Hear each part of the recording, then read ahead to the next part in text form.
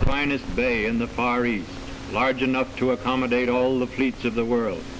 We shall dock at Pier 7, a new double-decked concrete structure 1,000 feet long, built and maintained by the Philippine government. Awaiting us is the famous 80-piece Philippine Constabulary Band, winner of the grand prize at the St. Louis Exposition and still one of the world's best. Facing the pier is old Spanish Manila, or Intramuros. Though begun 350 years ago, it has endured well, being regarded as the best example of medieval walled town in existence. Within this gateway is old Fort Santiago, long the citadel of the Spanish city, but since 1901 headquarters of the United States Army in the Philippines. This is the 31st Infantry returning from morning parade on an expanse just outside the walls, where was once a moat but which is now an 18-hole municipal golf course. Intramuros, with its narrow streets, is reminiscent of Madrid, except that the little two-wheel carriages are caramatas and the Filipinas wearing camisas with puff sleeves resembling bird cages are quite exotic to Spain. The camisas are made of piña, or finely split pineapple fiber, not unlike mosquito bar, and are worn over elaborately embroidered chemises. The rising generation seems to want what it wants when it wants it. Perhaps that is why Manila is the only considerable city under the Stars and Stripes, where prohibition is prohibited. Manila's most beautiful women generally are those with Spanish blood in their veins. This pair has been at Aurelia's in the walled city shopping for buntal hats, which are erroneously called Bangkoks in the United States and Europe. The best buntals manufactured in small towns for which they are named compare favorably with the finest of Panamas. Now they are in their caramata, note the elegant self-conscious charioteer, and with their purchases are returning to their homes on the opposite bank of the Pasig River, which divides modern Manila in twain.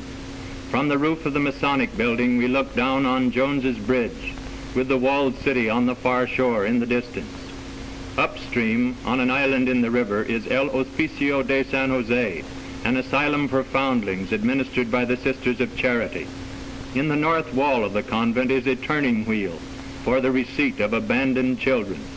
This infant, barely a month old, is being deposited herein by a chauffeur who vowed to me, the sisters did not question him, that he is quite unaware of the parent's identity.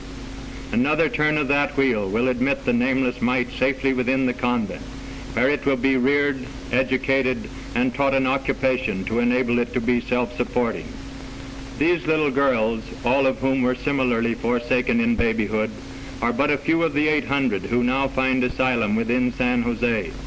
They devote every Thursday to the mending of their own clothes, a task of which they are especially fond, since they are taught to take pride in tidiness and cleanliness.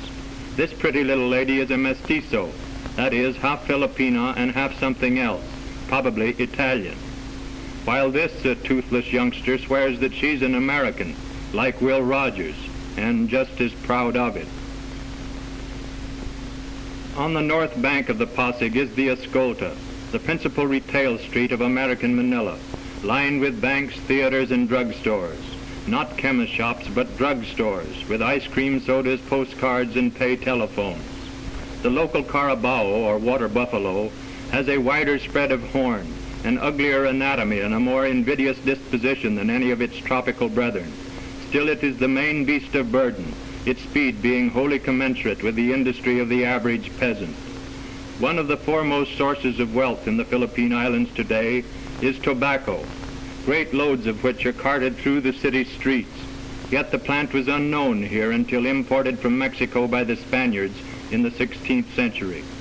Now extensive cigar factories flourish, into which the leaves are brought in bales, then graded as to quality, as to length and strength, before being delivered to the expert cigar makers, of whom one factory has more than 4,000, while in this room alone are 700, all engaged in attiring Lady Nicotine, be she trim or a trifle plump, in raiment that will make man's mouth water.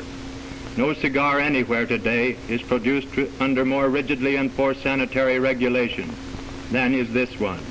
The Philippine government supervises the industry under invariable standards of excellence and under its own official label, which is affixed to every box that leaves the factory. The cigars must be made from good, clean, selected tobacco, properly cured and seasoned, and from which all stems, dust, and scraps have been eliminated. No cigars made between sunset and sunrise may be graded as standard. This is Lady Nicotine at her best, a mild, plump, seductive creature. Just north of Manila's business district is Bilibid Prison, embracing 17 acres and harboring 3,500 transgressors of the law, the largest penal institution in the world. Retreat every afternoon at 4:30 o'clock is an impressive half-hour ceremony, when visitors are admitted to a central tower from which the ward buildings radiate like the spokes of a wheel, thereby enabling spectators to view the entire scene with ease. Selections by the prison band opens the review, following which the entire company engages in short calisthenic exercises, a feature that distinguishes Bilibid from other penitentiaries. Here the men are treated not unlike soldiers in barracks, being subjected to a system that grants privileges and metes out punishment according to conduct and industrial skill. Uniforms of different colors indicate whether they are trusties, prisoners of the first, second, or third class, or apprentices.